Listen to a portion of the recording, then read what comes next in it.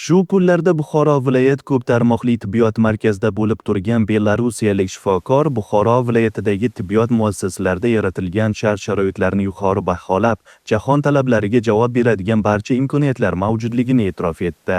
Здесь проводим совместно с коллегами осмотры пациентов. Bu yerda men va hamkasblarim jarrohlik amaliyoti o'tayotgan bemorlar bilan tekshiruvlar o'tkazamiz, patologiyalar bo'yicha fikr almashamiz. Shuni alohida ta'kidlashni istardimki, shifoxona zamonaviy, sifatli diagnostika va yuqori texnologiyali jarrohlik amaliyotlarini o'tkazish uchun barcha zarur jihozlar bilan jihozlangan.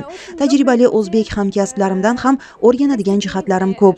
Bu amaliy tashrifimiz ham aynan o'zaro hamkorlikda tajribalarni orttirishga xizmat qiladi. Xorijlik mutaxassis Buxoro viloyati ko'p tarmoqli tibbiyot markazida tajriba almashish maqsadida faoliyat yuritishi asnosida mahalliy shifokorlar bilan birgalikda hamkorlikni yaxshi yo'lga qo'ydi.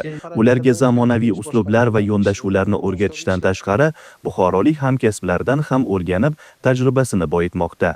Bu ikki davlat viloyatlari o'rtasidagi hamkorlik doirasidagi samarali ishlar hisoblanadi.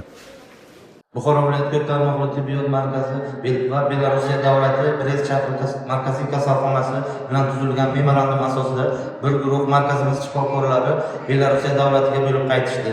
Uning davomi sifatida Belorussiya davlatidan tashrif buyurgan chirurgiya shifokorlari markazimizda bajariladigan yuqori texnologik operatsiyalarni ko'rish va tajriba almashish maqsadida tashrif buyurdilar.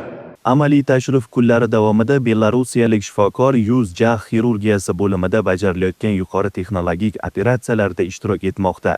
Bu kabi xalqaro hamkorlik doirasida kelgusida buxorolik shifokorlarning Belorusiyaga tashrifi ham rejalashtirilgan.